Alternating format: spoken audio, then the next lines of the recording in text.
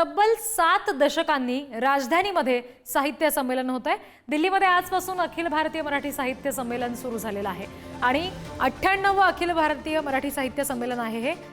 त्याचं उद्घाटन पंतप्रधान नरेंद्र मोदी यांच्या हस्ते होणार आहे। केवळ राजकीय कारणामुळे संमेलनाच्या इतिहासात पहिल्यांदाच 2 उद्घाटनं होणार आहेत। दुपारी 3:30 वाजता विज्ञान भवनामध्ये पंतप्रधानांच्या हस्ते उद्घाटन होईल। यावेळी मंचावर स्वागताध्यक्ष शरद पवार आणि प्रमुख पाहुणे म्हणून मुख्यमंत्री फडणवीस उपस्थित असतील।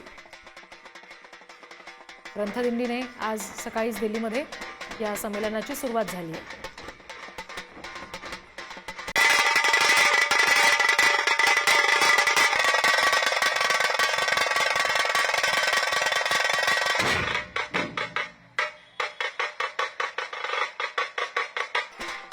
मराठी भाषेसाठी आपण सगळे इथे मराठी माणसं मोठ्या संख्येने जमलेली आहेत। ही आमच्यासाठी एक खूप अभिमानाची गोष्ट आहे।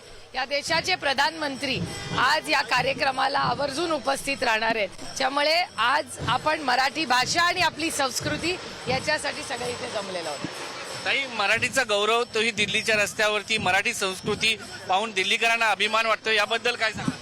नाही, मराठी भाषा आणि मराठी महाराष्ट्राचं म्हणजे सहभाग भारताच्या पूर्णपणे ज्या विकासात आहे, हा खूप मोठं योगदान महाराष्ट्राचं राहिलं आहे आणि त्या मराठी भाषेचं कौतुक आज दिल्लीमध्ये होत आहे। हे खूप म्हणजे असं वाटतंय दिवाळी आली पुन्हा एकदा। आम्ही श्री क्षेत्र गोरडेश्वर प्रासादिक दिंडी देऊ जेथे तुकाराम महाराजी तपोभूमी आहे त्या ठिकाणाहून आम्ही आलेलो आहेत आणि ही पालखी पंढरपूरवरून या ठिकाणी आलेले पंढरपूर ते दिल्ली अशी वारी या आमच्या सर्व मावळ तालुका वारकरी सर्व या ठिकाणी आलेले आहेत आणि मोठ्या आनंदाने या संत संमेलनासाठी आम्ही भाग घेतलेला आहे। मी साताऱ्यातून आले आहे। जयश्री गणेश माझगावकर समाज प्रबोधन करतोय सावित्रीबाईंचं। माझी मुलगी काय सांगते ऐका।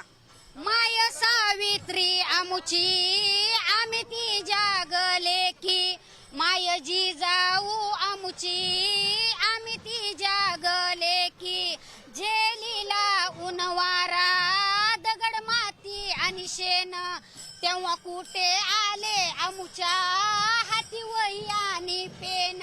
सावित्रीबाईंना जिजाऊला आणि रमाईला आत्ताच्या सुशिक्षित महिलांना ओळख नाही, ती ओळख पटवून देण्याचं काम आम्ही या प्रबोधनातून केलेलं आहे।